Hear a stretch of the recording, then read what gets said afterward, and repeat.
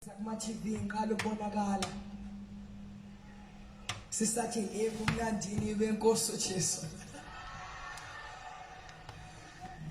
Ngiyabonga kakhulu uNkulunkulu ukuthi lelo suku namhlanje alenze libe impumelelo.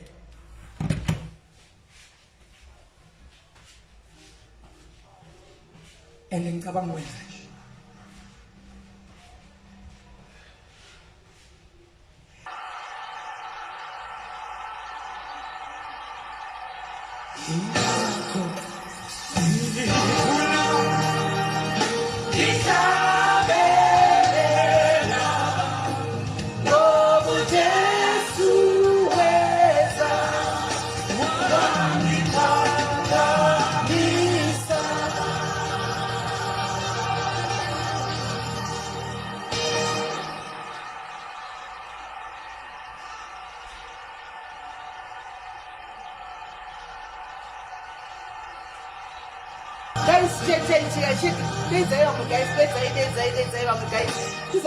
zvamwari vanhu havadi asi chimbodeedzai vamwe guys, chimbodeedzai vamwe, aiwa chimbodeedzai vamwe tisvike zvedu at least 100. So 100 muchiona panotanga kutaura nyaya vachauya, tingodeedzai vamwe tisvike zvedu pa100. Tingodeedzai tisvike pa100 chete.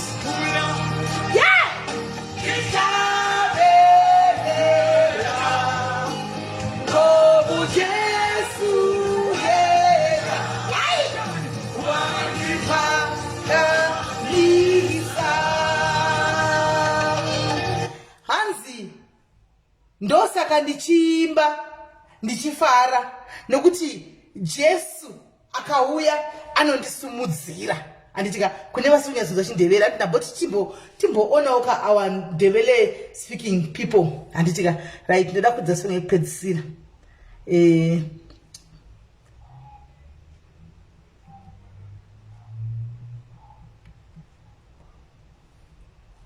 right. Guys, chingotegai vamwe guys, aiwa kutamba kwakanaka chaizvo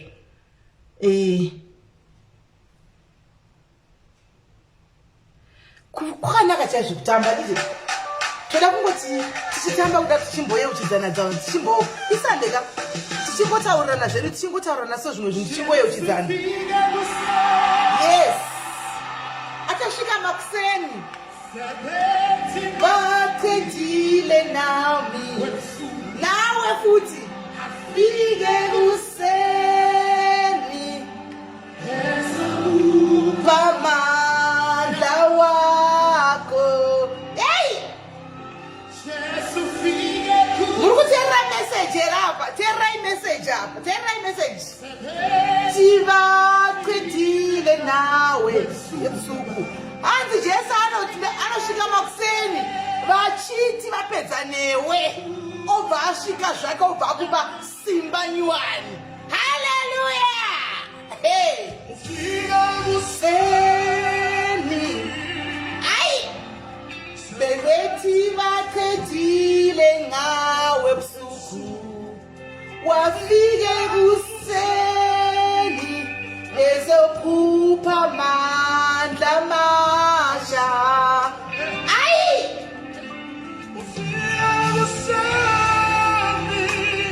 Jesus, sebethi baqedile ngawe busuku wafike kuseni uzokhupha mandla masha.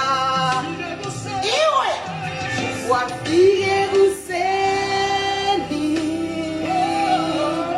sebethi baqedile nawe busuku wafike kuseni ezokhupha mandla masha. Jesus, wafike kuseni sebethi baqedile ngawe busuku wafike kuseni ezokhupha mandla masha. Jesus,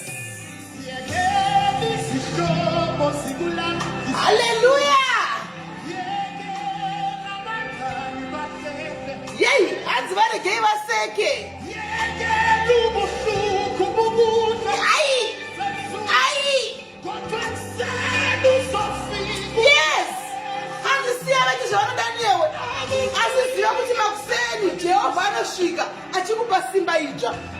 tisati yapedza newe. Yes.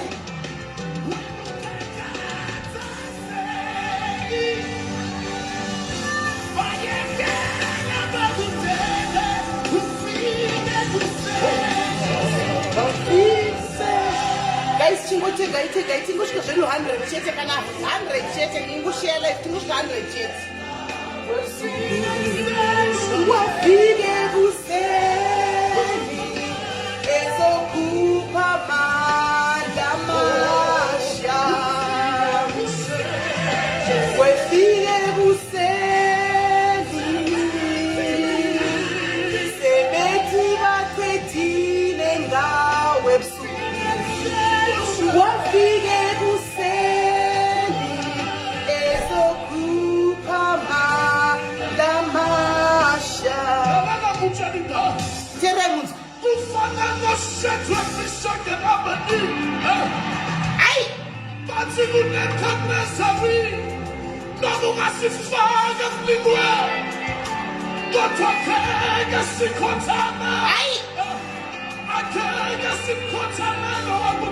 Jesus!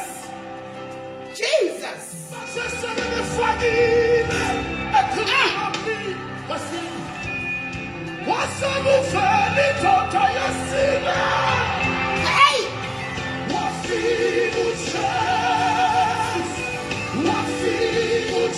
Arikuuya Jesu mukati makwa uripo. Arikuuya. Wafike kuseni. Ai! Usafurwe. Varikuuya Jesu pauri ipapo. Varikuuya pauri ipapo usakarikwe mudikani. Usafurwe. Yes. Wafike kuseni.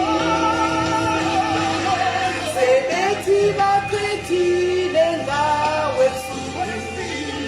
Wafike kuseni ezokupa amandla amasha. Ai! Wafike kuseni. Jesus! Vachiti vapedza newe usiku wakarara. Achibva asvika zvake Jesu, shumba yaridzi rwaJudha, shumba yaridzi rwaDhavhidha. Akati ndokupa simba ita ndonyadzisa vavengi. Handisisereke ndiJehovha Elohim, Jehovha El Shaddai, Mwari vasingakundikani, Mwari vasingakundwi nechinhu, Mwari vasingavhunduki situation yako, Mwari vasingavhundutswi nezvauri kusangana nazvo musi ranhasi. Vari kuuya nesimba idzva. Ramba wakamira ipapo. Yes. I welcome. I think where are you? I think you can still do it. Amen. Do it better. Ufika ngamacheroni. Ai! Bachiri bapedza kabone. Yesu fika ngamacheroni. Abameye manga maswa. Hallelujah, hallelujah, Jesus. Maswera sei koma diaries mamuka sei guys, maswera sei mamuka sei. Aiwa ndangoti shikai. Munoziva panotaurwa zvinhu zvakanaka, zvinhu zveupenyu. Shoko roupenyu. Vanhu havadi havagari vanoda patinotaura zvinyadzi, patinotaura dzemubedroom, patinotaura dzimwe idzizi. Unonzwa vakazara. Pane muchinda werugare, paunopiwa zororo, paunomwa mvura isingaperi. Aiwa, shoko raMwari rinobhowa, asi ndinoda kungotaura neumwe munhu nhasi. Vaviri kana vatatu ndozoti handishaye 2 vandichabata. Handisvika topic yangu yandaisa maiona. Handiti ndangofindawo zvangu in my spirit, in my heart kuti let's share. Handisvika let's share the word, let's talk. Handisvika yes tinombotaura zvinhu, tinoita zvinhu, tinenge tinongati mekufara. Handiti asiwo Mwari tinomupawo nguva yake. Mwari tinomupawo nguva yake. Isusu pachedu zvakanaka kusumudzirana nekusumudzirana nekuonesana zvakare. Handisvika ndaisa musoro wechechi lengu kuti it's not over until God says it's over.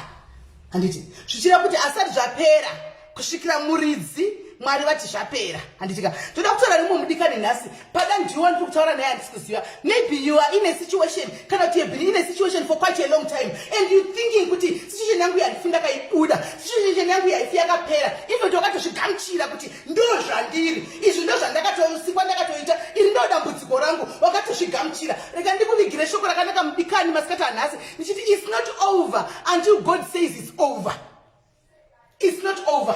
I don't know what you're going through. And this is what I don't know what burden or what weight you are carrying right now. And this is what you are shika papi. And this is what you are pinda papi. Nikakuda pinda papi. Uchichaka kurarama. And this is what you are kubata right now. And this is what you are gamchira kutaiwa. Inda tongo rama ichi roechu penyu wangu wese. Asa mudika ndaka kuranga njakuti. Kona muchinda weru gare. Kona murizi wa uvenyu. Kona murizi wa body yako. Kona anoya oti it's not over until it's over. Isiva menyama nditozviudza kuti zvakwana zvapera. Hapasina kwekumhanyira, takatoguma, takatongomirira ipo pano. Zvino matinichaita sei kone HIV yangu? Ndakutongorarama naye ndakadaro. Matinichadiko zvandakanzi ndine asma yangu. Ndotongorarama ndichadaro. Mudikani ndega ndikusimudzire masikati anhasi ndichiti it's not over until it's over. You are not the one to put a line. You are not the one to demarcate whatever problem iripo kuti aiwa zvatopera. Hausirioni samugani. Kune anoisa mugani kuti zvapera. Pazvagumira ndo pazvinogumira. Kwete munhu wenyama. Kwete iwe neni. Problem. Toda kunya kuvimba stereki nevanhu. Toda kunya kuvimba stereki nezvinhu zvemunyika. Tinokanganwa patinofamba. Tinokanganwa patinotsaura. Kuti mune zvinhu zvatinorarama. Zvinhu zvatinosangana nazvo zvakanyorwa nechekare kuti musi wakati tisangana nechakati. Musi wakati ningu tisangana nechakati. Tinoda tofunga kuti zvabva zvapera. Totongoti aiwa zvagumira ipo pano. Hatizivi. Asi vadikani ndikaendingokudzai ndichiti Mwari ndimwari vanoshamisa, ndimwari vakanaka. Whatever situation kana kuti yakusangana naye, kudai basa raunga utsvaga makore nemakore, hanti nguva yareba utsvaga basa harisi kubuda, basa harisi kuwanika. Kuda imarriage yaunga uchiti ini watozviudza kuti handicharoorwi, ini ndakomba, hanti ndo shoko ratinoshandisa, ini ndakomba makore angu pandava handicharoorwi, inini pandasvika makore angu andave ndakuenda kumenopause, handichakwanisi kuita mwana. Mudikani rega ndikuudze, rabha mashoko aunotaura. Tell yourself kuti it's not over until God says it's over. Kana Sarah akaita mwana 90 years, iwe une 40 years, handichika, why would you tell yourself kuti it's over? Zvapera. Why would you put a stamp on yourself kuti it's over? Mwari asati zvapera. Tinoda kuzvisira line ndo pane problem yedu. Tinoda kuzvidzikisira kuzvipa kuti apa ndogumira apa. Kuzvilimita mukati mopenyu wedu. Tinoda kuzvilimita ndo problem inonetsa. Basa rako ririko mudikani. Problem you have given up. Wakazvidza kuti hangu handifi ndakaita basa. Handifi ndakashanda upenyu hwakanaka. Unotoona munhu achideclare, munhu achitora nemuromo wake kuti ndakatongozvidza kuti ndo zvandinotongogara. Iyo ndo life Mwari yakatongondipa. Ndo zvandichatongogara ndiri izvozvizvi. Handina ndiri murongo kutodeclare stamp yeurombe pamusoro popenyu hwako. Kutozvitaura kuti ndiri murombe, kudedza urombe kuti uya uzogara pandiri, kuti urombe kuya kuzoti nditepa uri, because wakataura nemuromo wako kuti ini ndakatogamuchira ndichangofa ndiri rombe ende uchagara uri rombe. Dai maimboziva kuti there is power in the tongue. Dai zvakumwe tinotaura tisingazvitauri. Hanzi inini ndakatogamuchira kuti kumusha kwedu kuna natiti vangu vandishavire chihure. Saka chino ndikaita hure nhasi, vanatiti vangu vese mahure. Saka ndinotongoenda neko. You are putting a stamp on yourself kuti ini ndiri hure, because vana vatete vakanga vari mahure. Kuzvilimita, kugara watozvibhabhatidza mukati mechihure kuti ndinotongoenda chihure because vedzinza rangu vanga vari chihure. Who told you kuti newo uchapinda muchihure? There is one, kune munhu one anokwanisa kucancela zvese izvi. One person who can come and cancel everything. Handitika kune vamwe right now vakagarirwa pasi vematare. Kune vamwe vakaendera pamiti yemuhata vakanorevererwa. Kune vamwe vane zvitende zvavo zvakachererwa pasi, zvakaiswa fodya, zvakaiswa masitavo. Right now as I'm speaking to you vadikani pano, vamwe venyu masita enyu ari muhari, vamwe venyu masita enyu ari mumabhodhoro right now vakarembedzwa. Kunzi haufi wakaita imba inomira. Haufi wakaita zvinhu zvinobata pakati muupenyu hwako, ende iwewe pachako wakatozvigamuchira, ukatozviudza pachako, ukasiginecha nemuromo wako pakupedzisira kuti aina katozviudza zvinhu zviripo, because ndazama makore nemakore, uzvi zvangu hazvisi kupamba, upenyu hwangu hausi kufamba nokuti zita rako ririmo. Rega ndikutaurire mudikani, it's not over until God says it's over. Varege vaise zita ravo pavangada, vachiisa mazita amagosa mazita vagosa mazita, vagonyora zvavanoda nezita rako, vagonotoenda kwaanoda vanoda nezita rako vakuita zvavanoda asi rega ndikuudze kana wakamira panzvimbo handika it's not over.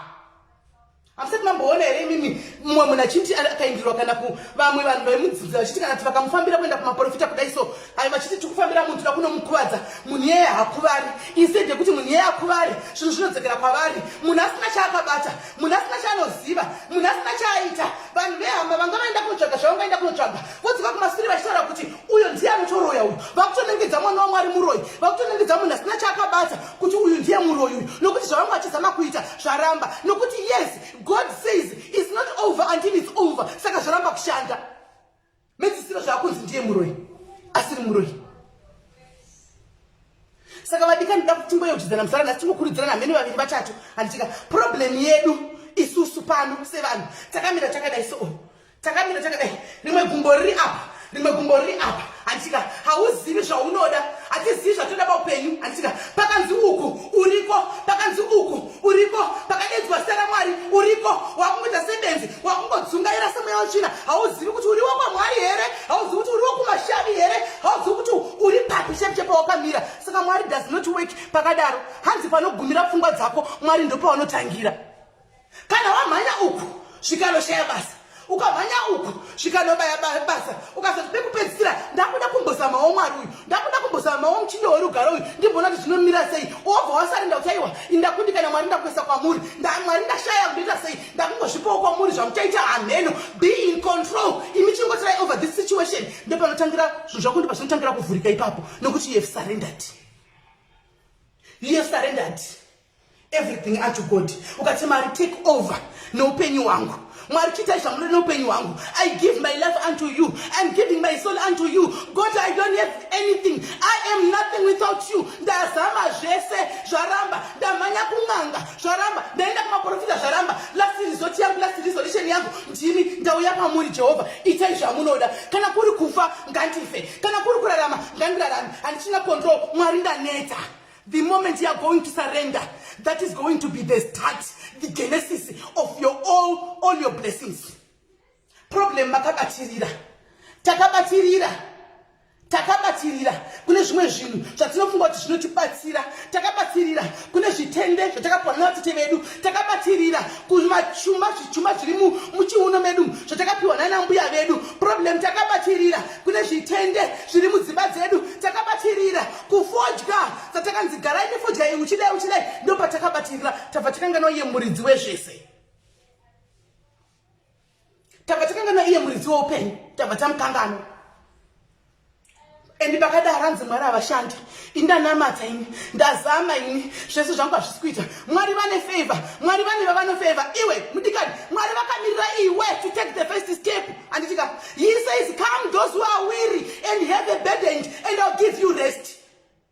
Vari kuti huyai mose makanetsa makaremerwa havana kuti huyai vakazi vanozororo havana kuti huyai vose vari spiritually uplifted vari kuti no vakaneta aneta ari kuti Mwari kaindaneta handiti ari kuti huyai vasina zororo asingagoni kuvata usiku pamwe achinovata iwe kuti akufunga kuti mangwana ndichimuka makuseni mana ndovapei handika ndisaka kupera kwemwedzi apo vanhu ndichapatara renti nei handika vaneta Mwari ndovani vakamira vachiti huya kana waneta ndichatangira ipapo kana waneta huya kutangira ipapo ndotangira ipapo ndova vari kutsvaga asi kana uchiri kujingirisa uchigona kujingisa iwe pachako nepfungwa dzako uchigona kubata aiwa Mwari vapa vapindiri vanomira kure vokutarisa kudai so ndopaipato chiti kwai Mwari indi Mwari vane favor ini mhindo dzangu havapinduri vamwe vanongoropafadzwa vamwe vari kungoropafadzwa zvichienda vamwe vari kungoita ini zvangu hazvisi kuita nokuti patakamira chaipo hausi hatizivi right now if we were to ask each other mucomment section kuti iwewo chako unombobhilonga kupi we don't know where we belong vazhinji vedu the truth be said we don't know where we belong hatizivi patakamira because tiri vana hakros tikanzwa uku tiriko tikanzwa uku ndoda kumhanya Mwari wacho futi ndinomuda same ndiko kuchechi ndiri kurumbidza asiwo pakati pevhiki ndiri kuenda kwasekuru gogora musi wechingani ndiri kuenda kwamuprofita Machaya zvichinda zvakadaro saka pawakamira pako chepo ndehupwi Mwari havasanganiswi guys hatitori Mwari tovazanganisa tovaisa muchitanda toti Mwari vakwane muchimidzi chatinenge tapiwa kwatinenge tafamba chiya havakwani imomo nokuti remember ndiye musiki ndiye mugadziri wemiti yatiri kutaura nezvayo iyi. Is there any power that overtakes the power of God. Riripo here simba rinokunda simba raJehovha. Atozvidzanzi vakawanda vachitumidza mazita inangu ndiri ngoma nokuti ndotozviziva kuti tete vangu vakatobata-bata vatete vangu vakatondira kungai kuMozambique vakatopedza neni. Saka izvozvi ndechingoti ndikarogwa noramba uyu ndini tiri kutaura ndikarogwa noramba vamwana because nechirambirwa mbereko because inangu handizvari handiiti mwana kuisa signature kuisa stamp wega kuzvitaurira kuti ini kubhabhatidza ngoma wacho kuti ini hangu ndakatozvigamuchira kuti ini ndiri ngoma nekuti handandozvanditongori izvozvo ndotongogara ndakadaro. Waisa signature waisa stamp final word raiswa nemuridzi. Vadika ndoda ngokuyeuchidzai masikati anhasi hatidamburei zvese zvinotikonekta miromo yedu iya. Let's reverse mamwe mashoko atinotaura pamusoro poupenyu hwedu. Sometimes munoziva here kuti you are your own best prophet of your own life. Hakuna mwe muprofita chachiprofita pamusoro poupenyu hwako. Iwe ndiwo muprofita mukuru woupenyu hwako. Unoprofita wega pamusoro poupenyu hwako kuti ini ndichakandirombe kuzviprofita wega, kuzviprofita kuti ini ndichakandiri ngoma kuzviprofita wega. Dzimai, let's reverse mamwe mashoko atinotaura pamusoro poupenyu hwedu. They are not good for our lives. Mwari never said when he created you kuti iwe uchaita ngoma. Never said kuti when he created you kuti iwe uchaita usina basa. Antika zvimwe zvinhu we are opening doors for the devil. We are allowing the devil to come and fulfill whatever we have started. Isusu nemiromo yedu. Zvatinenge takautaura nemiromo yedu, the devil comes in and finalize the deal. Tisati takautaura nemiromo anobva uya opedzisa. Zvinhu zvaitoita manifest manje in life. Atichasipa takamira. Basa ina ndifi ndakariwana. Hakuna zvakadaro. You are opening the doors for the devil to come and say wakadeclare nemuromo wako kuti basa ufu wakariwana. Saka iwe basa ufu wakariwana. Antika zvinhu zvafulfillwa zvawakatanga iwewe. The devil comes and seals the deal. Rawakataura wega nemuromo wako. Do not prophesy negativity upon your life. Don't ever prophesy negativity upon your life. Paunotofamba mudikani kubva nhasi, famba step yeunyasha, famba step yevanhu vane mari. Usvudza kuti ini ndiri shumba yerudzi rwaJudha, shumba yerudzi rwaDhavhidha, ndine mari chero usina kana senti momwe. Prophesy, declare kuti ini ndine mari, ini nditori bho, life yangu nditori bho, and ini ndiri kuzoita imba yakazara nevana. Prophesy, faith, have faith in everything that you do. Faith is believing in something that you haven't seen with your own eyes. If you can believe that there is God that you haven't seen with your own eyes, why can you not believe for something that you have been longing or something that you want? Start acting. Start acting like basa. Practice akusenga kuti shambe mnakwenda kubasa. Handiti wangoti marriage yako yanga yakufa. Yakutomira wato zvitoti aini marriage yangu yatoparara. Handiti ndisite chitaura nemuromo. Aini marriage yangu paya zvasvika zvatoparara ndashaiwa ndazama zvisisimeri zvaramba. Vanhu kutaura navo mu comment section munozviziva. Handiti munozviziva. Aiwa sisimeri ndatozvigamuchira kuti ndozvatorepo. Marriage yangu yatoramba. You are gamuchiraring what? What are you gamuchiraring? You are gamuchiraring the devil to come and destroy marriages. Because the devil does not want marriages. The devil is against marriages. The devil is against something that is beautiful. Marriage is a beautiful thing. Marriage is a beautiful thing, guys, believe me. But there is this thing called the devil that comes into the house. He attacks because they are vulnerable. He attacks because they will be vulnerable. And then he messes up with their minds. He whispers some negative things in them. He whispers some dirty things, some evil things in them.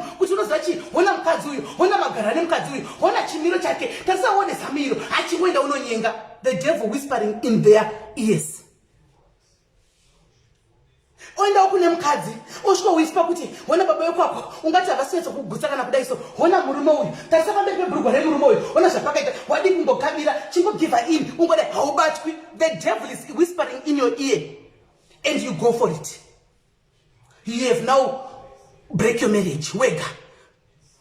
Wega because you have listened to the devil of the voice of the devil.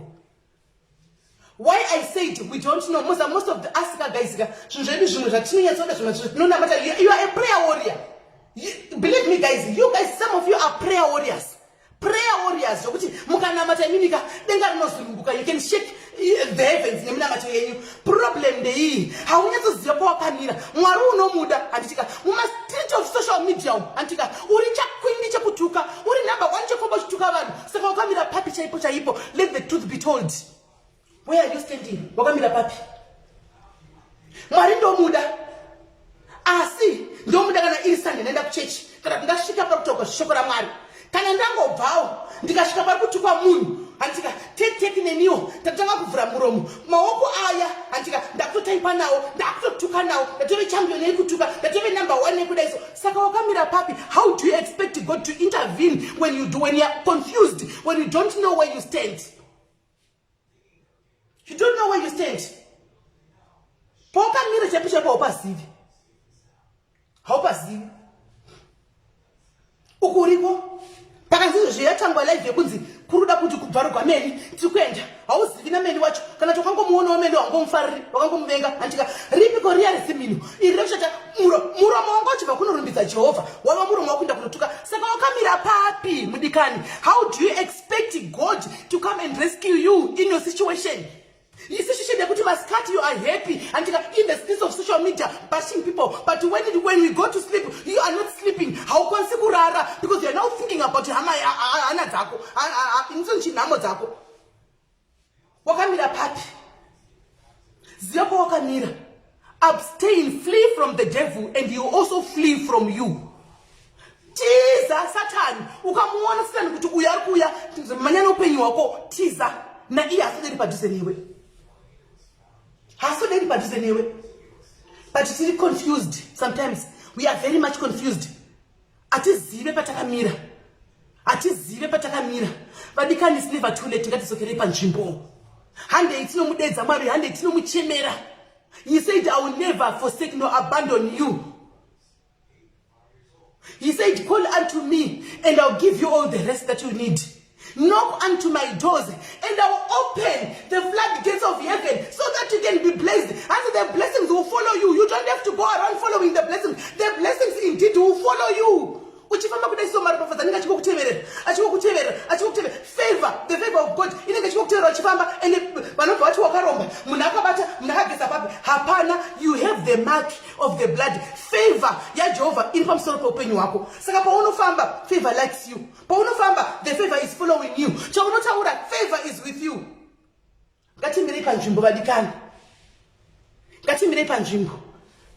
Murume marriage yamuda kuparara nenyaya yekuti mwana hamuna. Muvana chaivo vakunetsa mumba hauchazivi kuti vodini. Unombosvikirwa nepfungwa dzesuicide kuti ndida kuzvura yakuri nani kuti ndipedze dambudziko iri. Izvozvi as we are speaking haasi kuziva kuti mangwana achimuka ari kupei vana vachienda kuchikoro haasi kuziva. Mwedzi uchipera haasi kutomboziva kuti ndiri kubhadhara nei haasi kutomboziva. This is the right time yekuti you surrender all unto God and relax. Just go and surrender kuti Mwari ndanetsa. Ndazama zvese ndese trust yangu muvanhu.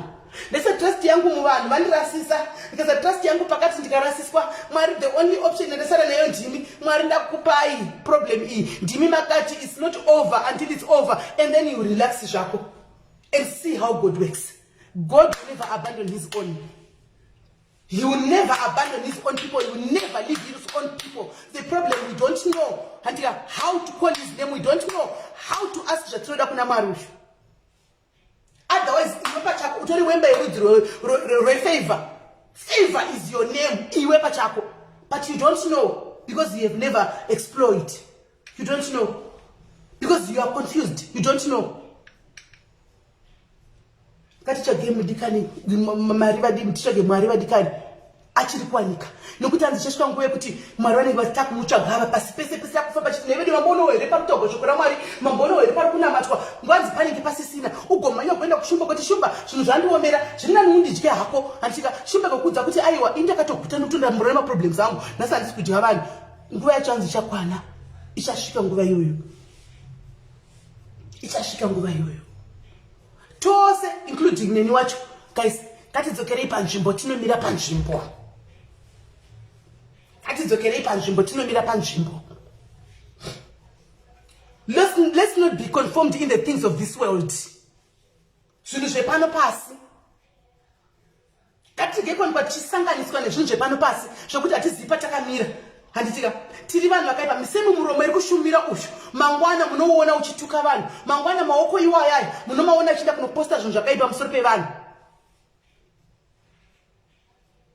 ndakambokudzai ndikati mukati mekurarama nekufamba kwatinoita sometimes zvimwe zvinotiwira hatizivi mamwe matambudziko anokuwira kana tatinotiwira hatizivi kwaanobva mamwe matambudziko anotiwira because tiri kubata-bata vamwe vanhu vari anointed tiri kubata-bata vamwe vanhu vasingavati usiku vachichema vachideidza zita ramwari tiri kubata vamwe vanhu vanoziva kuti mwari anodeidzwa nerudzi rwupi andika mwari vobva vati uri kubata uyu muranda wangu uyu zvakaita pana job andika go back to sender wakuona zvinhu zvako zvakachifambira zvichafambi nekuda kwechinhu chidiki wakaenda kunotukana nemunhu wangu asingazivi wakaenda kunobatana nemunhu wangu asingazivi wakaenda kunobvarira munhu wangu asingazivi andika mwari vakati the test of your own medicine. Let it be a lesson to us guys. Zvimwe zvinotiwira mweya yetu zoti kwai ndine minyama takuenda kun'anga kunopedza mari makambona zvinhu zvamwari zvichibhadhariswa ivi zvinhu salvation is for free salvation ndeye free zvinhu zvamwari hazvibhadhariswi umwe munhu avati achideidza mwari achinamata chichema usiku makusena uya useka nemi pano imobva mafunga kuti takafanana shuwa upi kote tine mastitum zvaanenge achiti ari mucloset akari muprayer room yake ari wani hamuzvizivi andika then mamupfekera maghost moenda kunomutuka and then wakona zvinhu zvakukubasa kudai so wangungoshorwa pese pese kungodai so chinhu chawaita pana chakaita chakanaka kana kudai so uri kubata touch not my anointed one uri kubata vamwe vanhu problem we are judging people by what we see nemeso enyama we don't see we don't know what is zviri mukati memunhu iye watinge tijaja tokanga mozati panapa tinenge tahedu kuzotamba saka mukutamba torasamuswe but there is real life after Facebook there is real life after Instagram there is real life after social platforms ekuti taparadzana kuti babai umwe nemwe akudzokera back to life yake umwe akutaura tina ndivate ndamirira kuti ndideidze mwari wangu akatanga kudeidza mwari wangu kamuona nobvuma kuti ndiye here watanga tinai tichitamba uyu akudeidza mwari wake because kwaari ukuko i-entertainment paakamira anopaziva kana adzoka pamberi pamwari anozungunutsa denga tinoda kujaja tinoda kumhanya ngatiwandirege kuwanikwa takasungirirwa pajoko rimwe chete newakaipa joko rakasungirirwa pajoko rimwe chete rakaipa nerevanhu vakatoipa pane vanhu vatotoziva kuti ava vamwe vanhu vanoshandiswa nesatani zvakasimba vanhu vanoshandiswa nesatani siku nesikati we are going there we are becoming part and parcel of that we are getting deeper into zvinhu zvavanenge vachiita tatove kutobatira kutokuhakira takuita zvavanenge vachiita andika these are the devil's advocates vari kushandiswa nesatani vakanzosara ndo vanichishandisa we are there also do not be part and parcel of things that does not belong to God zvinhu zvisinei namwari let's not be part and parcel of that let's flee from the devil and he will also flee from us we are confused zvandataura zvazvako hatizivi zvatinoda tiri kwese uku ndiriko kwese ndiriko ndaona zvangu mne handimuzivi andika ndabva kubva kuchechi kutonamata mwari chako chako ndichikumbira mwari wangu zvana ndichikumbira andika ndapedza ndamuona achitukwa pakati ndakwenda kunohakira ndichinotukawo sei muromo mwari vacho vanopindira sei kunumber 1 kushaudha vanhu ndiriko andika number 2 kunamata futi ndiriko we are confused mwari vokuti chimbotanga waita zvauri kuda kana kuri chimbotanga waenda kunotuka upedzi chaizvo umboita nemweya wako isiri zvaunoda kana wazoziva kuti ini ndini muchinda warugare ndini prince of peace ndini ndinopa mabasa ndini ndinopa vana ndini nomba dzimarriage wozodzoka tonegotiata so you find kuti umwe munhu atizvifunge tinge takungotaura kuti upenyu tave vana pemhai kupemha nesoti chaichaiyo because mwari vakafuratira kudai zvoita kunge mwari vakafuratira kudai sokuti kunge mwari vakakufuratira nekuda kwaunhu watinenge tichiita vadikani tiri vanhu venyama sometimes kudzorana kwakanaka ngatidzoranei ngatidzanei chokwadi hachipusi ukama ende anokudza chokwadi anokuda ngatimirei panzvimbo ngatirege kuwanikwa tichisanganiswa newakaipa ngatirege kuwanikwa tiri pajoko tizere neruvengo patinofamba mukati meupenyu hwedu we are full of hatred of people that we don't even know tinozwa kuti ndinganondibhowa ende ndinganondishota ende ndingandimufariri you have never met that person haumuzivi wasudambosangana naye wakangohakira you go around hating people wakavenga hama dzako wakabatira kati memwoyo wako how do you expect God to bless you when you are full of hatred there is no space for love in your heart because your name is hatred. Your middle name is called hatred. You don't have any space for love.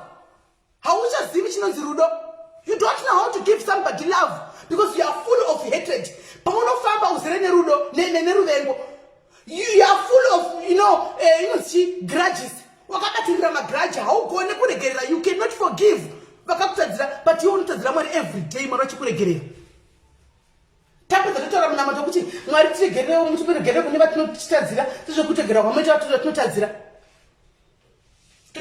Our Father, pray.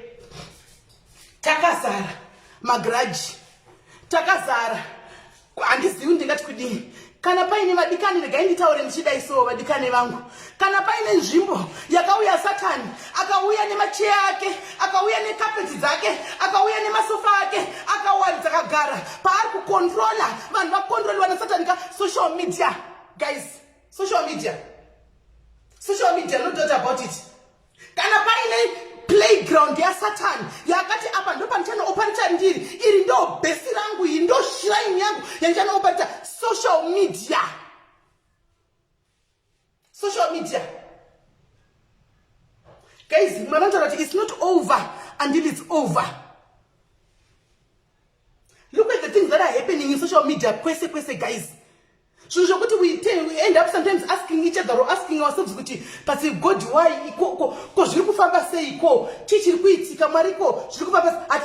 We have lost ourselves.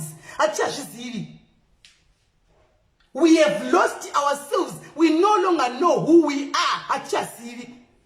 Because we are being controlled by social media. We are being controlled by the devil. We are being controlled by the things of this world. Takatorasa Mwari. Vazhinji venyu makakura mudzimba dzemakristu apa, muri makristu. But Mwari makamurasa. Mwari hamuchamuzivi. Nekuti you are chained together with the devil's things. You are chained together with the devil's groups. The truth be told, how can you expect God to show you love, to give you love, when you yourself, you cannot offer somebody else love? We are now full of ndini, chindini, show off, ndini, they want to honor. That is what we know, Chete Masvanu. Competition. And I want to show them that I am better than. That's what we are full of. You are competing. Those things that you are competing with, where did they come from? For you to be blessed to have that Masayiroro, who blessed you to have that job? For you to have Masmariwayo, who blessed you to have Masmatoba Mufunga Were Maruj?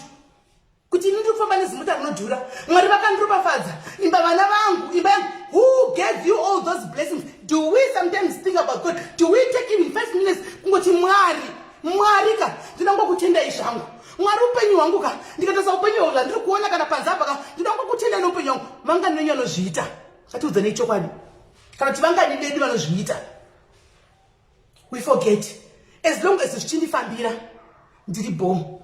Mwari tozomuona kana zvaipa.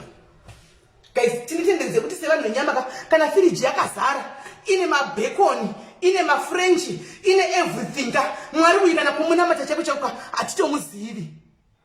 Kana mufiriji ndakuda kuidzima ndisisina kana chini.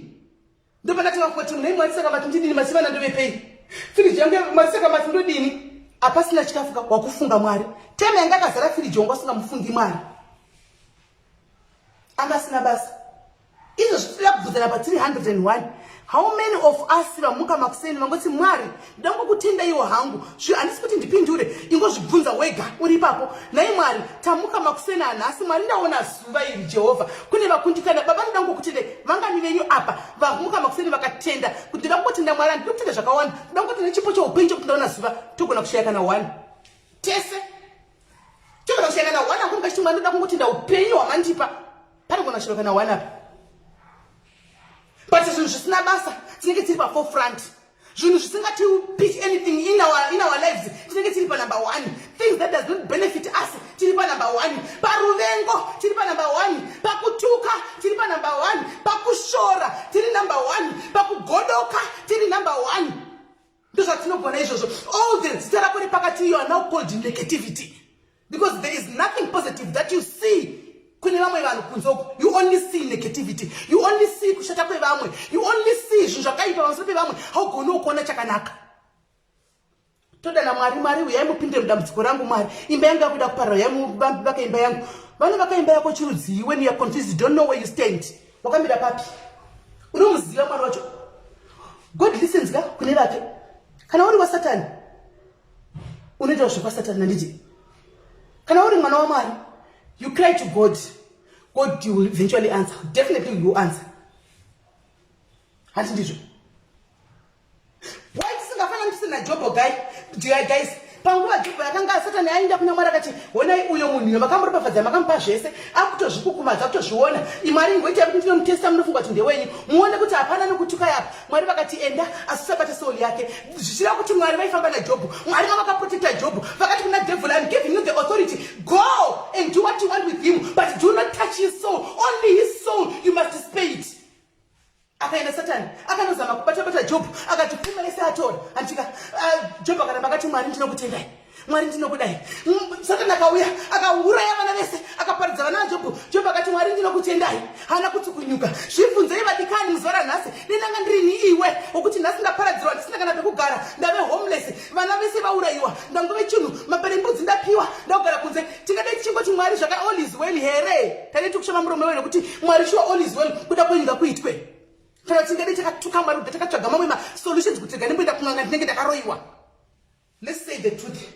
Ngatizvibvunzei chokwadi mukati momwoyo yedu. Dei situation yakawira Job yakawira iwe neni. Tikadai takaramba takamira zvakaita Job here chingoti Mwari ndokurumbidzai. Haana kusiyaka, akaramba chingorumbidza Mwari kubva muumambo hwanga akapiwa, hwanga akaropafadzwa nawo, kusvikira muzero, kusvika mukunhuhwa, mukuita maronda akanga achibuda makonye emaperembudzi, asi akaramba chingoti Mwari makatendeka, Mwari makanaka, all is well. It's not over until you say it's over. Akaramba kadaro. Dei tanga tiri ini newe nhasi. Tingadai takazvimirira here izvi takaramba tichingoti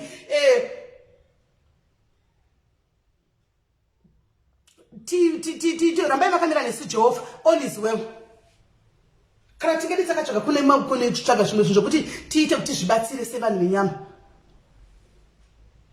Mukadzi waJob chaichaiye, kana muchida kuona varume vari mberi mucomment section umu, varume muri mberi mucomment section, kana uchida kuona mudzimai waunaye, mudzimai wakapiwa kuti Proverbs 31 here, pinda mumadambudziko, dzingwa basa utambure, famba usina chinhu, usina kana bhutsu, mukadzi wakaona uine mari, zvisi zvakabatana, ndomo unoona kuti mukadzi waunai Proverbs 31 here, kana kuti pachandinoziva majority run away because hausina chinhu, because we are so confirmed in the zvinhu zvepano pasi, in the things of the world.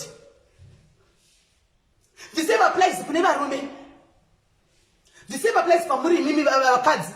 Kana uchida kuona kuti murume wako ndiye here murume Job wemubhaibheri, ndiye here murume akanga akamira pasoko raJehovha, ndiye here murume uyu paakakuda uri musikana asati aziva kuti iwe hauzvari, asati aziva kuti iwe une chigwere chaanacho, paakazosvika pakuziva kuti taita 5 years hapana mwana, akadii, akadya pasi, akatiza. Ndopa unoona kuti munhu waona yakabva kunani, kuna Mwari here kana kuti akabva kuna Satani. Kazhinji vakadzi hatimiri totaura kuti ndosaka ndozogara ndoramba ndiri panapa ndichidlei, ndodlei, ndakuinda. Ndopa unonyatsa kuona kuti mukadzi akasvika pakuudza Job kuti tuka Mwari wako nokuti Mwari wako is useless. Akanga nokuti akanga achida upfumi, akanga auya pana Job because of upfumi hwaive pana Job. Job akati zvisi zvapararaka, mukadzi akatiza. Variko vakadzi nasanoti chaiko zvinhu zvaoma mumba, zvinhu zvaoma baba asina kana pekutangira, zvinhu zvasati napinda kadestroyer, we run away. Variko futi varume vanoti kana akandiwana ndiri musikana asati aziva, neni isati ndaziva kuti ndodambudziko randinaro, katapinda mumba chipo chemwana chikaramba kuuya, he runs away. He runs away. Hamiri. Because that man and that woman, they are not from God. Havana kunge vakavinga kuti munhu ne murugare, sekutaura kuti nitapa ma-outa kuya. No, vakanga vavinga zvinhu zvaunazvo, vakanga vavinga ma-benefits kubva pauri. Zvino those benefits hadzina kubatika, saka kati ndogarirei, rega nditevenire to the next person. That's who we are.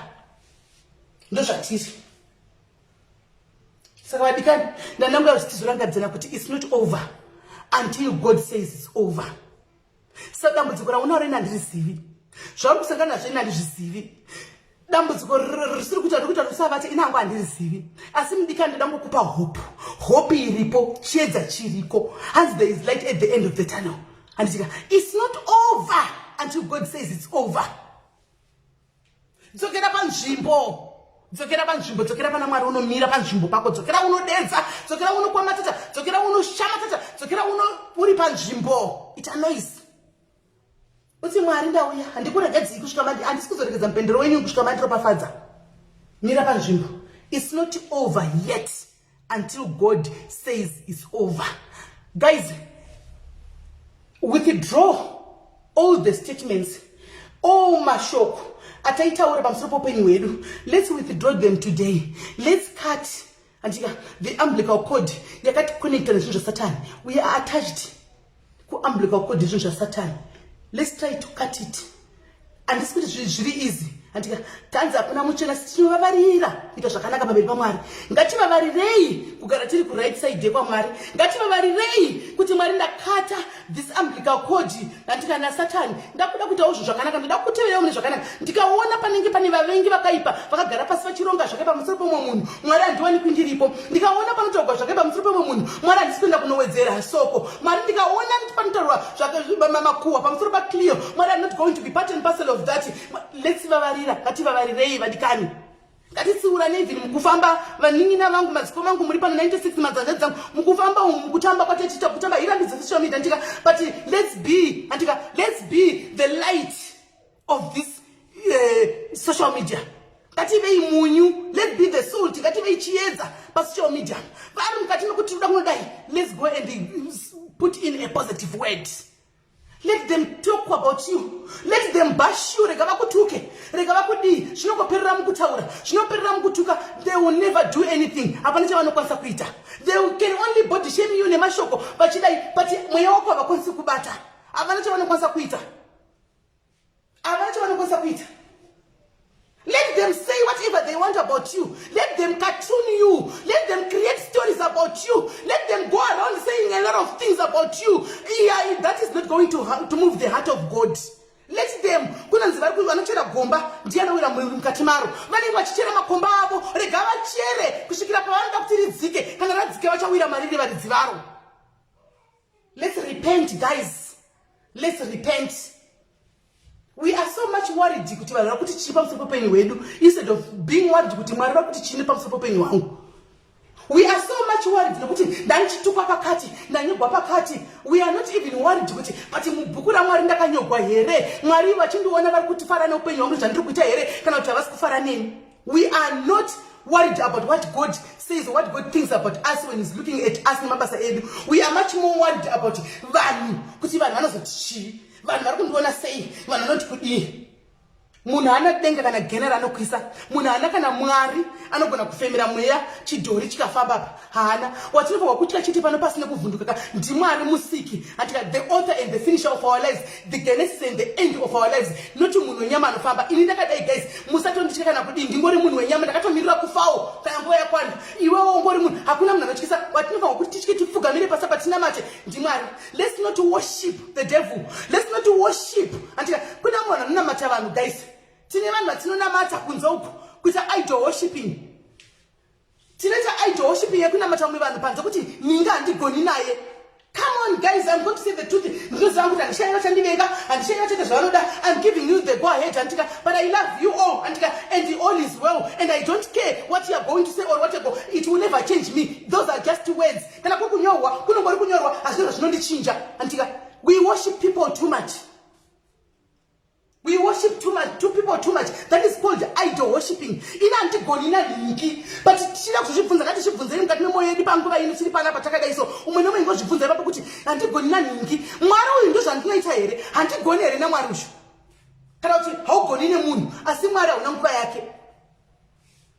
Mwari cheche waguma rini kuti Mwari handigoni neni uchivaudza wakaguma rini. Waguma rini. The truth. Iwe ndo unochiziva, ini ndinochiziva. Takaguma rini kuti Mwari handigoni nemi muchona ndakadai. Takaguma rini. Asi kuvanhuko Mwari ningere handigoni naye. Sisimela handigoni navo. Sisimeli ndo vana zvisingaitira handigoni navo. Chero vakati chiine chingoti haleluya. Chero vakati kudine chingoti amen handigoni navo. Ndiri munhu wenyama. Andina gena kana denga randinokuisa. Namata Mwari. Upenyu hwako usagone naMwari. Bata pana Mwari kuti Mwari handigoni nemi. Bata pana Mwari. Sisimeli vanokudisappointa. Vanokurasisa mangwana because munhu wenyama. vanokurasisa mangwana kana muripo inyonozi handigoni nasisimeli ndinokumbira nemweya wajehovha kubva muzana nhasi musati handigoni nasisimeli sisimeli ngavachiuya pechitu chisa mwari kumberi kuti mwari handigoni nemi mwari ozoya zvako kuna sisimeli handika wambotanga najehovha uyo nokuti kuti uve zvauri ndimwari ava sisimeli avagoni kana kumba chidhori chaicho vakachitiifamba apa chikafamba vakatsemera mweya handigoni kana kukunda rufu handigoni chitanga najehovha kuti mwari handigoni nemi mwari ndi handigoni nemi mwari handizivi kutoita sei nemi handika sisimeli vozoya zvavo kumasure tanga namwari. Idol worshipping must stop, guys. God cannot come and bless us. God cannot come and see us my problems at now. Ndikuna machingo shipa mwasisimela ndigoni navo sisimeli vari kuexita upenyu hwavo huri kuenda kumusoro iwawo gona sisimeli chingotevera sisimeli kumasure iside kuti uti mwari ucheme kuna mwari ndiri kuda kunditekesa madhavasi mwari ndiropafadzewo mwari nditengese madhavasi angu ndiropafadzewo mwari nditenge mafisi angu uri bhizi teverera sisimeli ndigoni navo sisimeli vari kuita upenyu hwavo sisimeli vari kuita upenyu hwavo zvinhu zvavo zviri kuendeka iwawo nakana chingwa chevana asi kuti handigoni iti mwari handigoni nemi uone kuti mwari avagona here kupa mari kutenga mafristi estati iti mwari handigoni nemi uone kuti mwari avakuzaruriri here maropafadzo akashaya zviri kubva nekupi the time that we spend worshipping other people andika why can you not spend that same time worshipping God? The time that we spend doing idol worshipping, the time that we spend writing nonsense, the time that we spend bashing other people, why can we not spend that time in worshipping God, in telling God how awesome He is, how great He is? Just think about praises. When His praises go down, and His glory, when His glory comes down, His praises go up. Mwari vanogara murumbidzo dzavo ndoma vanogara pavanorumbidzwa tinosina manzwi ekunamata nawo chingoimba a song of worship, just worship Him by singing. Ngoti Mwari ndaya kuzokurumbidza nekunamata nekuimba ndoda kungokuimbira ijova kungonamata. The time that we spend doing zvinhu zviri evil, that this is wrong. That's why sometimes we wear ghost account, we terrorize people with ghost account, we do nonsense things, we bash people, we are being used by the devil wearing ghost accounts because we really know what we are doing. It is wrong. We know it is evil, it's wrong. That's why we go and put on ghost accounts, because you can't say as you are. You can't say Shishauri. We know inside our hearts, we know that this is evil, this is wrong. Let's stop it, Fazalwan. It's not too late. It's not too late to repent, to come back to the Lord, to go back to the Lord and seek the kingdom of God first. It's not late. It's not late. It's not late. I know today on a judge, Judy. As I am talking right now, I'm speaking right now.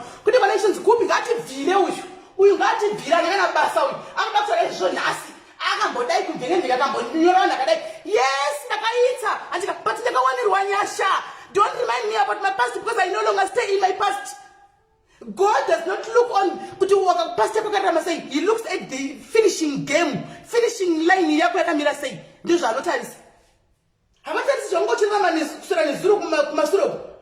I was in my past, the present, the future.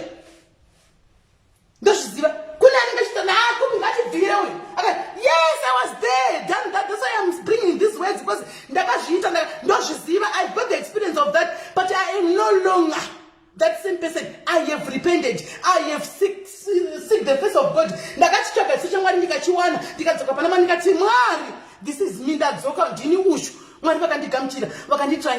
I no longer stay in the past. And Anzi, kana muno muna Kristo achisiko achicha shakare jese shafura. Saka ndichisiko achicha shakare jese zvakatodarika. Hazvinaka namebasa nese enda nditombo. I don't want to be reminded about 2017, 28. I don't want to be reminded about that, because I'm even ashamed of things that I did in 2018, 20. I'm even ashamed. I want to focus on the new road. I want to focus on the new me. I want to focus on the grace that I found in Jesus Christ. Don't remind me about my past, because my past will not destroy me. To not destroy me, it's over. It's over. Stop. Stop. Stop.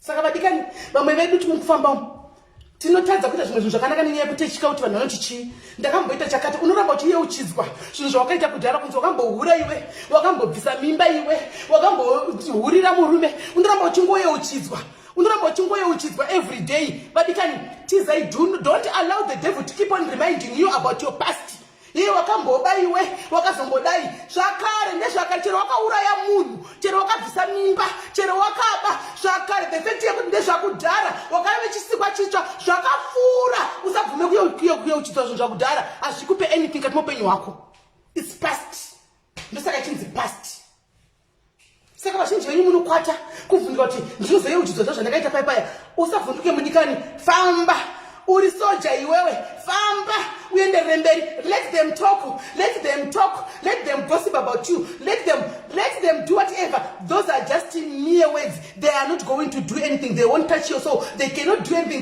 vanongoti zvongoperera mukuwawata asi iwo you be you and your heart will be at peace your soul will be at peace iwe namwari wako ndimunenge muchizivana muri tu zvevanhu vavengi kana kuti vanasatani vanenge vachingokura asi hazvikuchinjise chinhu hachikutadzisa kuita anything dai zvaitadzisa kuita anything guys take an example of myself dai ndisina chandogona kana kuita mukati moupenyu hwangu dai ndisakwanisa kana kutomira pamberi penyu apa nhasika ndichitaura zvandiri kutaura izvi shoko ramwari nokuti ndaidi nditi kuti vaiwe kani vanouya vakatanga kutonyora kuti bhaiwe ukazi dai but I don't care even if they come in numbers right now and write I will still say and I'm not going to block them I'll just leave them and say you know what you are wasting your time this is the new me muchangotaura mukataura sazvikundichita chinhu and hazvisinizosira kumasure ndikuramba chimboenderera mberi saka learn from me dzidzai pandiri vachitaura vachiita sei vachibhasha vachidini mira panzvimbo enderere mberi dai kutagwa kwaipera isambo dai takapera kudhara dai kunyurwa kwaipera dai takanyepera kudhara dai kutukwa kwaiuraya dai takafa kare vakati tikangamwa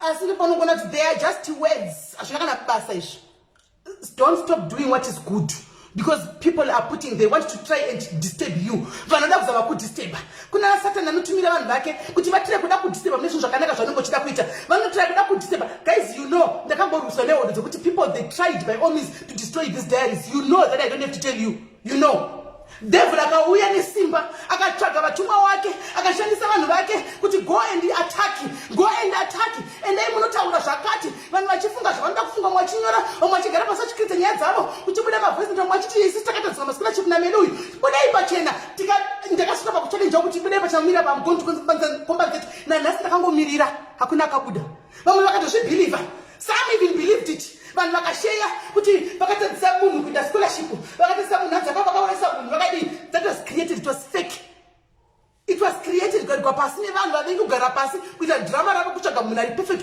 kurekodha audio kuinikisa kutenderera kuitwa enemy yevanhu muri kunzwa ndikanamba ndakamira ndikati I'm not going to be shaken because I know the truth kuti there was nothing I don't even know about this never toda proof ngaiwe we never saw it takanzi kwakune team go destroy diaries for what I don't know unomunzwa wamwe munhu anogona kuuya akapfeka zvakaigosti rake osvikuta kuti vapikwa ava vakadistroya dzimba dzanu kumvengevenge mubvunze kuti yakadistroyiwa ndeyani haakwanisi kunongedzera kana one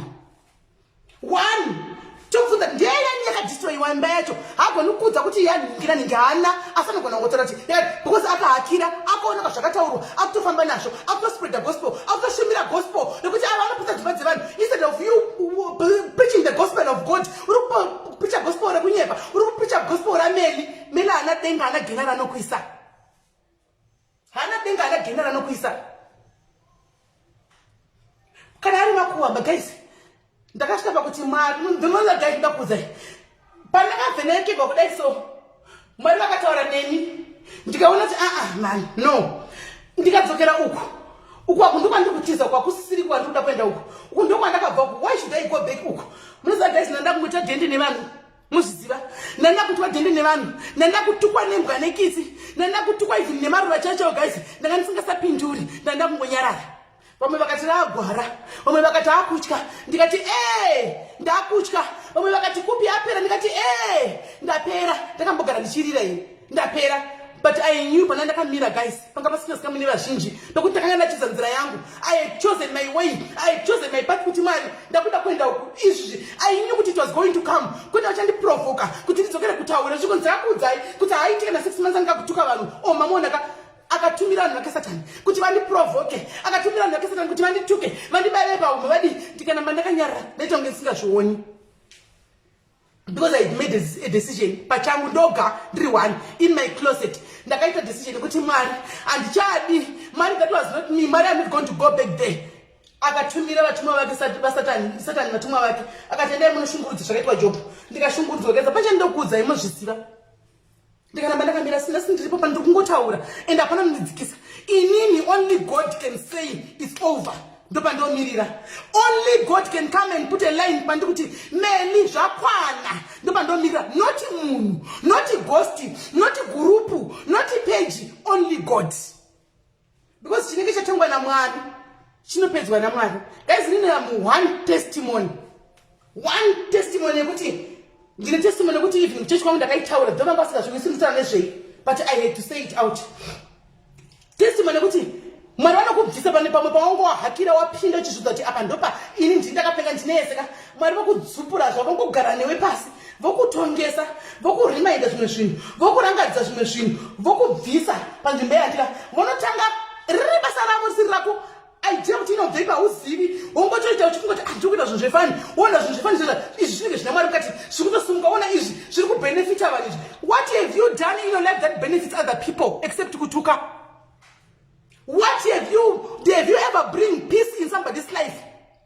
Cannot you are there to bring bitterness in other people's lives? Have you ever made somebody happy in your life? Cannot you remember to disturb to you ever someone happy kat mopenyu wavo? Tiri vanhu vakaita sei? We are talking to each other, guys. Tikutaura pachedu. Nasimbori vanhu vakaita sei? Who are we? Tiri vanani? Tiri vanani? So guys, it's never too late. It's never too late. Jonah akanzi naMwari ndoda kuti uende kuNinevha uko, uende kunoparidza shoko rangu. Akati andiende uko ndiko ndisingafuna kuenda because ndine vavengi. Uko andisviki kuti ndine vavengi uko. Ndokutiza ndokwira chikepe ndikuti ndakwenda kuTashishi. Mwari akati achidliwa nehove, akanomukira ari kuNinevha. Ndozvinoita Mwari. Uchifunga kuti nina vanokubvisa pamadhaka, vokuisa palevhu iri nani. Vorava vachitaura vavengi vamirika. They will never stop anytime soon, vavengi. They will never stop. Because these are the agents of the devil. They are there to try to destroy abantu. They are there to try and destroy chinhu chakanaka chinenge chitika. We have never seen pane chinhu chakanaka. Hauwani pane comments inopostwa navanhu vakawanda inenge ine chinhu chakanaka. Unowana ichikomendwa nevanhu ikatokomenda 100 comments kana kuti 100 likes inenge yatogona sitikaenda kure sei. This applies neshoko raMwari. Maona kuti pane tiri vanga 127. But then ndauya neguwa pano bezvo zvitiri ku 1900. The same applies nezvinhu zvakanaka. Chakanaka chikuita neumwe munhu atidi. We cannot go and rumbidza, we cannot go and stand kuti aiwa ichi chinhu chakanaka ichi ngati atikwanisi. Tinoda pane chakaipa ndo patinoenda because the devil is controlling us. The devil is messing around with our minds. The devil is messing around with us, guys. We no longer know who we are. Mfunga dzedu dzakasanganiswa naSatani. Hatichazivi takazara godo, takazara ruvengo, takazara kushora. Hatichazivi chakanaka nechakaipa. Hatichazivi kuti toenda kupi. Tangoiva ndakumirira chakaipa ndichatoda kufamba nacho. Chakanaka tichione. Chakanaka tichione. Ndozvatiri. Because the devil akazviuyira ake ngarava yake. Ngarava yake akaitidzi paFacebook. Akagara paFacebook ati right. Ndochisa madepartments angu mungarava mangu. Mune department rezvizvi. Asi zvakaipa shoka. Ava vanomirira kutuka vanosikama vari vakuru vekutuka ava vadenwa. Ava vancheka kuti vaitwe idol worshiping. Ava vachitwa idol worshiping antika ava vakuru vekungodistroya vachifamba vachimboenda. Akauya akaita macategories akasiyana pano paFacebook. Satan. And then because hatizive hatina ma-spiritual eyes, we don't have the spirit of discernment. We follow Satan. We run after the things of the devil. Parikutukwa marvelous. Tukwenda kunoungana ipapo. Parikutukwa shoko raMwari maibhanda. Vamwe vachiwoshipa nevanhu 70 pano. Pakutukwa zvinhu zvaMwari. Parikutukwa marvelous. Tukwenda kunozara ikoko because that's what we are good at. We are confirming ourselves with the devil. Takasungwa tiri payoko imuchi pajoko rimuchi newakaipa, guys. What do you want God to do? What did Mwari write say? Mumagurupu ehusatana ndiso number 1 tinenge tikukomenda imomo. Parikutukwa munhu ruko. Moda kuti Mwari vakubatsire, Mwari vapindire sei problems enyu. Moda kuti Mwari vakuitire zvakanaka sei. Isi tiri vanhu vakaipa, tiri confused. We are confused. We don't know what we want. Tikasvika pane zvakanaka titora zvakanaka. Tikasvika pane zvakaipa tikuita zvakaipa tikutotukawo titora zvakaipa. We are hackering everywhere. Everywhere hackering. we do no longer know what is right and what is wrong. Tangoveva na Satan vanofamba zvavo nemakumbo maviri. We are the devils ourselves. We cannot see that this is wrong. We cannot see that this is wrong, this is right. We are going to pushidzira, tokwenda kunoroverera, tokwenda kunesa kuti munyu zvinyatsonaka, zvinyatsonakidza. Munhu tofamba tiseka kuti ende akabvaruka, ende akaundurwa. And what did you gain from that person kuundurwa? You have joined forces with the devil, but you call yourself a child of God. You have joined in. Patuka munhu apa zvinyadzi kuenda kunesa laughing emoji kufarira yekuseka kuti ende uri kutuka munhu ende watuka zvisingaiti. You are wapinda umwe enemy yesina. You have united with the devil. Wapinda pane zviri kuitwa naSatan. You are now part and parcel of that. You are now part and parcel of that. You are now part and parcel of that. Kwa mtu aposte kuti kurundwa munhu una patukwa zvisingaiti. What are you doing at the end of the year?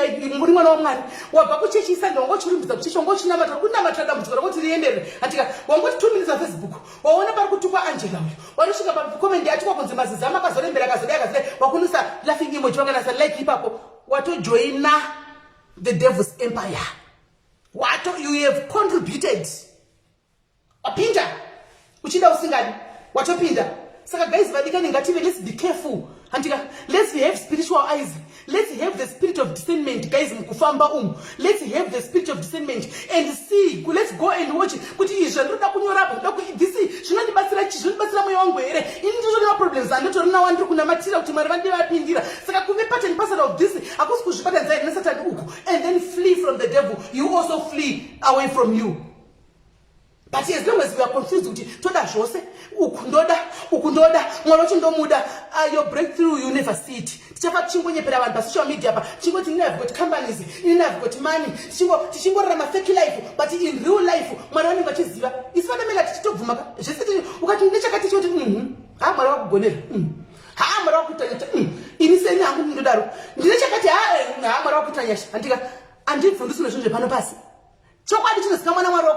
because social media is full of fake. Social media is full of fake. Aparanda kunzu muromba pa social media. Aparanda kunzu ana mari pa social media. Aparanda kunzu uyu hana chini pa social media. Tisi tuda kupuwa status. We all want status pa social media. We all want status. Zvinhu zvepano pasi. Zvisina kwazvinotimbisa. Zvisina tenga kana genera tinopinda mashiri. Hakuna ndoda dzitadzigwa pa social media. Ndisaka tokunopinda muzvikwereti nasi. Kuti nditenge zvinhu vandione. Ndisaka tokutopinda muzvikwereti nasi ndinotenga motikari pamusoro vandione. Because hapana ndoda kutadzigwa pasi. Hapana ndoda kutukwa chinzi murombo. Tese we want to be somewhere. But you have the potential to reach. Paul kushuvira papa uchifamba chita toka mafake life that tukurama izizi. Hadi maona ndine potential yekusvika ipapo kana ndikamira panzvimbo ndikati Mwari ndamira izvi zvimwari andichaiti izvi zvasata zvakaipa zvandichabatsi Mwari ndabva kwazviri Mwari ndadzoka nopenya undauya ndakutoti Mwari muchindizarurira muchitipa mabusiness ideas Mwari ndizarurira the rightful people to talk to vanogona kundisumudzira kuti zvinhu zvangu zvifambe kuti business yangu rifambe Mwari ndatipa business andiri kuvhura iri Mwari mupindire mukati maro Mwari muise ruoko rwenyu Mwari muripafadze mumba mangu isai ruoko rwaJehovha mama muve nevana isai ruoko rwangu Mwari mumba mangu muve nepeace baba chiita izvozvo Jehovha ndikokurumbidzai Mwari vanokuvhurira because unopambira panzvimbo vanokuvhurira kana izvo fake life iyoyi Mwari vanopedzisira vatora zvopinda into reality utizona Mwari vakuvhurira zvinhu zvakuita watozotenga kagorofu mangwana wachinja kagorofu wapinda mujeta wabuda mujeta mangwana wapinda BMW wabuda BMW kusva watopinda kana kuRange Rover ndo zvavanoita Mwari. Social media yautiuraya vadikani. Spiritually we are destroyed. Spiritually we are destroyed by the devil because of social media. I know most of you guys, you are good people. Believe you me, I know, been there, done that. I am saying from the bottom of my heart. Most of you people are good people. Chokani chakanaka. But muno hakira. Muno hakira, muriva na hatros. You don't have that devilish heart. Imba shinji venyu. Hamuna, but muriva na no hakira. Because mukashika pa muno hakira. Mukadai muno hakira. Muriva na no hakira. You are a little bit confused, so. You are confused. But the truth inside your heart, you are good people. You are good people. Ngatimirei panzvimbo vadikani. Ngatidzokerei panzvimbo, tinomira panzvimbo. God is calling us. I don't know who I was talking to. Handizive, indangotoga ndinoshiya neyabi yangu. Aripo anogona kuve ataurwa nayo. Nemashoko ananditaura, anogona abata kuve vaviri vatatu. Ndinoti Mwari vakuitira zvakanaka mudikani. Handichika, ngatitsvagei Mwari uyu achawanikwa. Nokuti Mwari uyu tichazoita kumutsvaga. Let's stop idol worshipping people. Idol worshipping people, let's stop it. Kuti inini wangu ndini ndisimela ndigoni navo. Simeli chero vakadzi mutoilet ndikanzipinda cheko chako vamirire vachiita zvanoita ndinovapinda ndikavamirira. You are idol worshipping me. Stop it. Rather do that to your God. Enda unoudza Mwari wako kuti Mwari handigoni nemi. Mwari chero mukati kudiya ndifindika kusiyai. Mwari chero mukati chamuromba ndasa ndifindika kusiyai. Don't tell Meli because you'll be disappointed. Meli munhu wenyama akafanana newe akatomirira kuzovigwawo muguva kutocherwa muguva kana achinge afa haana chanokwanisa kuoffer. I can't offer you anything. I don't have a hell or a heaven that I can put you through. Handina namatai Mwari musanamate vanhu. Tiri kuurawa ndisakandati social media. Social media because all these things are happening on social media. In real life atizivana. In real life we don't know each other. I don't know Kiara. I don't know Nesta. We know each other pan pa Facebook. Saka pressure icho iri pano. Tinopana pachedu kuti pressure ipo pano pa social media. In real life we don't know each other. You see why I say the social media yakauya ikamira Satan akaisa base rake pa social media. Because in real life we don't know each other. Kuverana kuri pano. Kuvengana futi kwacho kuzere pano. Kuvengana grudge takasungana ipo pano. Tisingazivani. Takatisungana zvigumbu kuti kana arisabvika ndifuni kufa ndakamuona handifi ndakamuona handidi kana kumuona asindambomuona handimuzivi. Come on guys, ngatidhibhisei pfungwa dzedu. Ngatidhibhisei pfungwa dzedu zvakadzika.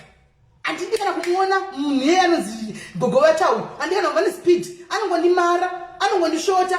Handisati ndambovaona pamwe upenyu hwangu hwese ndichasvika pakufa ndinambovaona. Hatred izere pasocial media. Jealousy rizere pasocial media. Handiti godo rizere pasocial media. Kutukana kuzere pasocial media.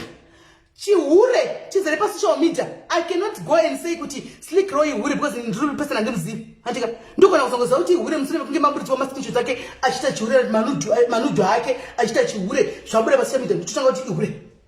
Asi in real person andimzivi. Saka chakaipa chose chiri pasocial media. Patinoseka vari kutuka yachisa malavu nemalikes pane statement pane munhu ghost nekana kuti munhu anenge atuka vanhu seki ndinofarira zvanenge ataura papa zvikuitika pasocial media. Ndosaka ndati guys, if you are not careful vazhinji venyu tichayeredzwa nesocial media iyi. We are going to recreate pakupedzisira and panenge pasina kumira naye. Right now tikumira nevanhu tikutegana timira one another pafacebook because we take each other, but ichasvika time yekuti panenge pasina munhu wekuti unotega, panenge pasina kuti unomira naye, unenge wakuzvimirira uri wega, unenge wakupindura nyaya dzako uri wega. Life yako inenge yakaita se-TV imbe pakuda uchirangadzwa uchiona chimwe chawaita chiri papa uchibvunzwa, you won't be able to answer for yourself because tinoakira right now tiri kuakira, we are just akiring tichienda. Social media, be very careful guys of the things that we do on social media. Let's be very careful on what we write on social media. Let's be very careful of what we are joining on social media. Vana vakawanda vakapinda madrugs noda ku social media, peer pressure yekuona ningi achida yakadhakwa akarova drug akanorowa drug social media. Vana vakawanda vakapinda kunotsvagana nemashuga daddy kuti atenge fashion yakaona yakapfekwa nevamwe vakapfeka fashion pa social media havasivi. Akaona fashion anti akati ndozvidawo akanoti manje madei wanepe sugar daddy nekuenda pa social media. Takanopinda muzvikwereti vazhinji nekuda kwemotikari because ndakaona ningi achidrive Range Rover.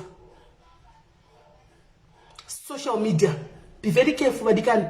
Be very, very. Zvakuda the spiritual eyes. Zvakuda the discernment spirit. Mweyo kunjera. The discernment spirit. Mweyo kuti Mwari mutaridze chakaipa. Panowanikwa pachitukwa vanhu Mwari, I don't want to be part and parcel of that. Mwari panowanikwa pachiitwa zvakaipa handidi kuvepo Jehovah. Parikuwanikwa pachivengwa munhu Mwari handidi kuvepo. Mwari ndibatsirei. Zvakuda a strong somebody, a person with a spiritual eyes. A person who asks himself kana himself kuti Mwari izvi zvandiri kuita izvi, what am I going to benefit? Otherwise we end up kuhell tese.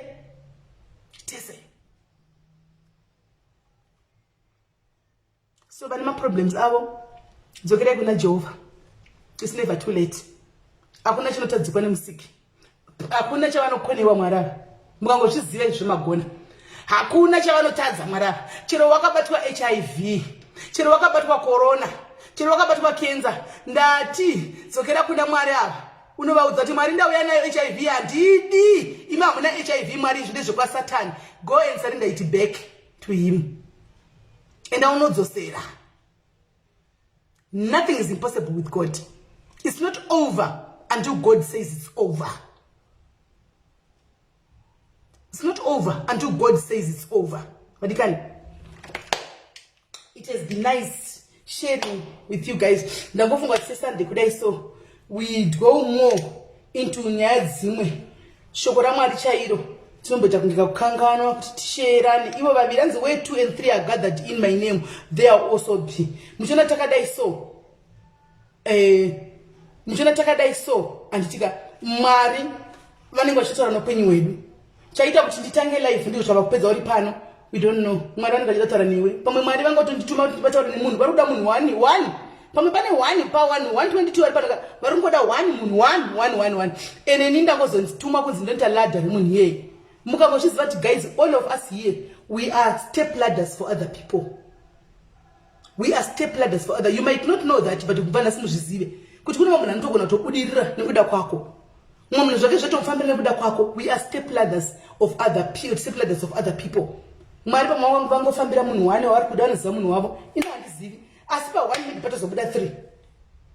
Handizivi. So vadikani, Mwari uyu tinomuda asingatimiri panzvimbo. Mukufamba imomo, mukutamba kuti tirambidzwe kutamba, totambawo noti hatinawo tinongokutambira, tinongotambawo tingodaro, but let's be very careful. We can, me and you, we can start bringing positive things. We can start bringing positive words. Isusu tega takadai so. Patinoona pata zvatanga toenda kunisa zviri positive. Pavanenge vatanga kusa negativity dzavo tonisa zviri positive. Pavanenge vari kuvenga tonisa rudo. Alimona. Ari kuti ndikuvenga isitoenda kunisa rudo. Vari kuita hondo isitoenda nepeace. Ati mazvona. Zvinotanga newe neni. It doesn't need a whole army. Zvinongotanga nevanhu vashoma chete. 2-3 people vakangomira kuti no, we are tired. We need toda kuita zvinhu zvakanaka. Toda kurarama upenyu hwakanaka. Toda kurarama upenyu huri clean. Alimona. We can do it. We can do that. Vadikani ndikuti Mwari akuitire zvakanaka, muve nezuva rakanaka, zuva ranhasi tambotaura whoever abatwa nemashoko andataura nditi Mwari vakuitire zvakanaka. Handika kana usina kubata aiwa pakanaka, rimwe shoko richauyawo mumwe musi rinenge rakanangana newe maybe na somebody else. Handika but chokwadi tazvinzwa patichitofamba kana une chawabata chibva wafamba wakabata shoko rekubatisa wana wakuda kuita mienzo uchauya kamiedzo wokuti wakuda kutotaipa zvisizvo pasi ubva ungozi but paya zvambota kugara simeli paya ubva ungoona uchidarika chingoona uchidarika usakomente, just see and pass by. Anditika just see and pass by. Don't be equally yoked with the devil. Don't be equally yoked with the devil, because the devil is out here to destroy.